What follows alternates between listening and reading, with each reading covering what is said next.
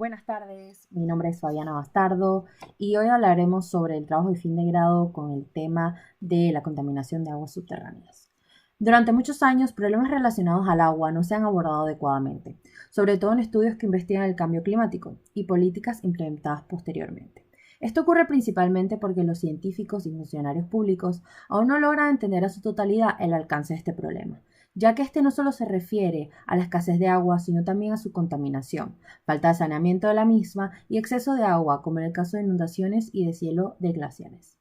Expertos también han señalado que el agua, incluyendo su calidad y disponibilidad, será uno de los principales problemas al cual se enfrentarán nuestros ecosistemas y sociedades, a medida que el cambio climático y sus consecuencias comienzan a pasarnos factura.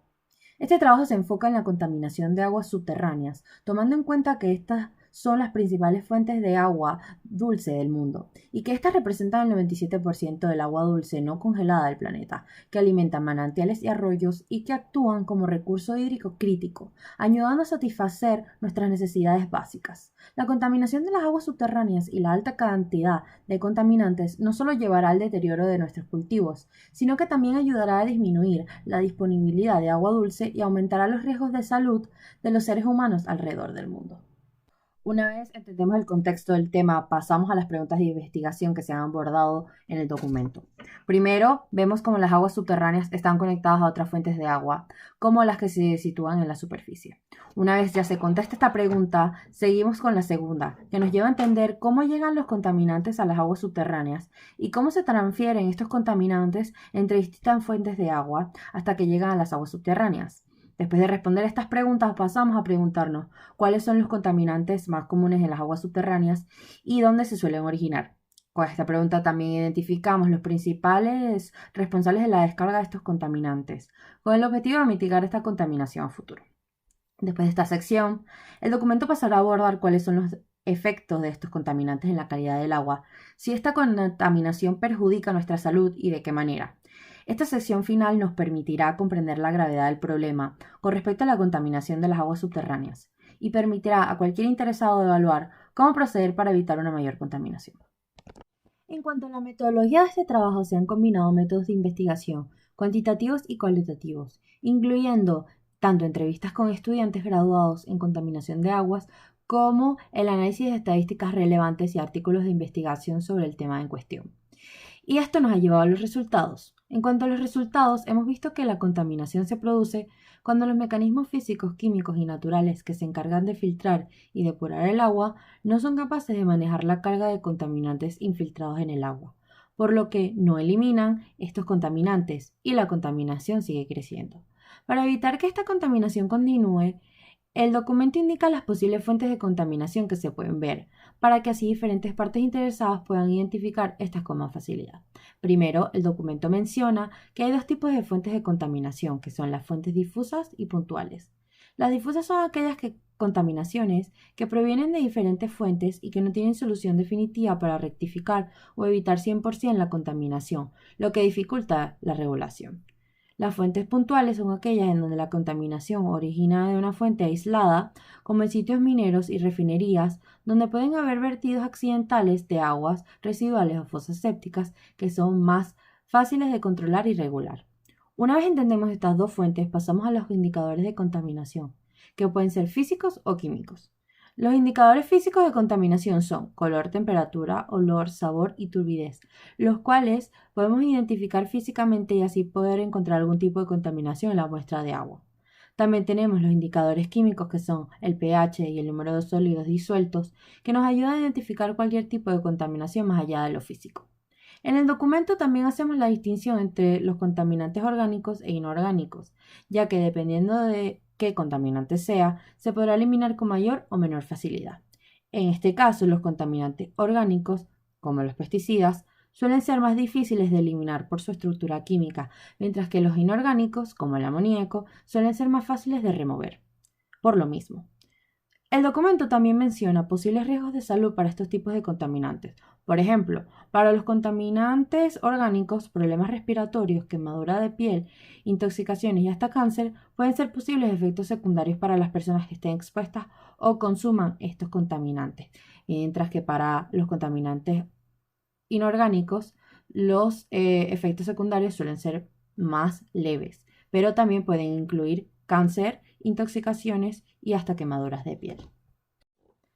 Después de haber analizado los resultados, el documento concluye que la contaminación de aguas subterráneas es un asunto de alta importancia que no se puede ignorar ni atrasar.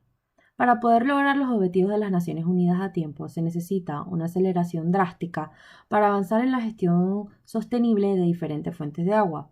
Para ello, todos los sectores dependientes del agua, incluyendo la agricultura, la minería, la navegación y la energía, deben adoptar prácticas de gestión de agua que puedan mantener los ecosistemas acuáticos saludables, resilientes y funcionando correctamente sin tener que lidiar con extremas cantidades de contaminantes.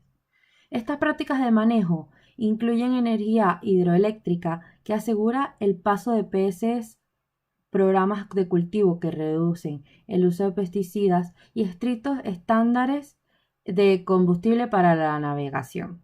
El cumplimiento de estos programas solo se puede lograr si los gobiernos cambian sus leyes y umbrales para los niveles de contaminación permitidos y hacen cumplir estos programas como parte de su agenda de sostenibilidad. Ahora continuaremos con las preguntas del panel. Pregunta 1. ¿Cómo afecta el cambio climático a la calidad de las aguas superficiales? ¿Cuáles son los efectos más perniciosos para la calidad de las aguas superficiales? Y pregunta 2. ¿Cuál es tu opinión sobre la utilidad de los indicadores de medición de la calidad de agua de los embalses?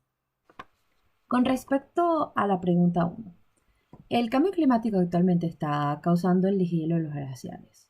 Esto indica que el agua dulce congelada en el Ártico, en Groenlandia, en la Antártida y en todas las regiones alpinas del mundo se está derritiendo y yendo a parar a los océanos, ríos y suelos de todo el planeta.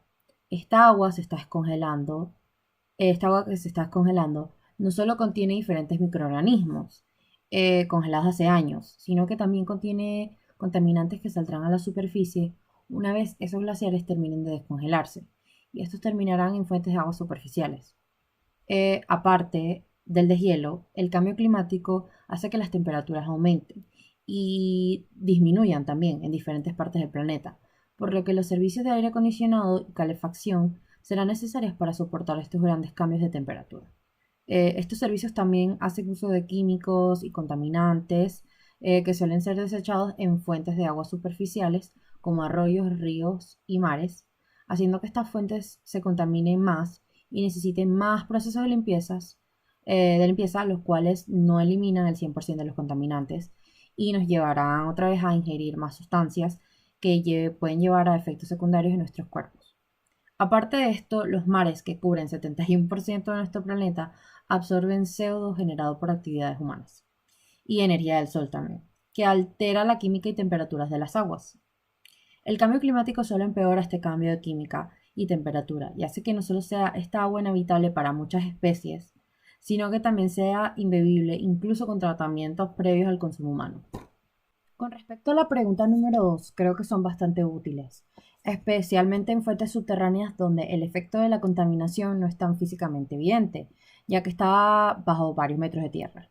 Está claro que el análisis físico de una muestra de agua no es lo suficientemente útil para indicar si esta muestra está contaminada o no, por lo que necesitamos los indicadores de medición, que son los que usa la Unión Europea para controlar y evaluar los diferentes acuíferos y fuentes de agua superficiales en el territorio.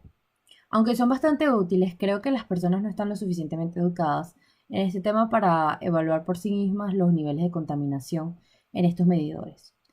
En el proceso de esta investigación me he dado cuenta que se necesita un entendimiento bastante amplio para entender y analizar los valores mostrados en los diferentes medidores encontrados tanto en fuentes subterráneas como en fuentes superficiales.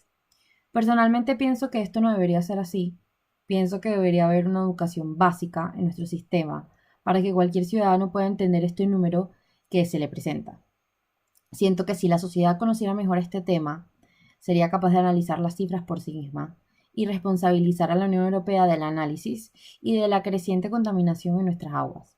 Creo que esto haría que el asunto del cambio climático y de la contaminación de aguas subterráneas tomara más tracción tanto en la sociedad como en el gobierno.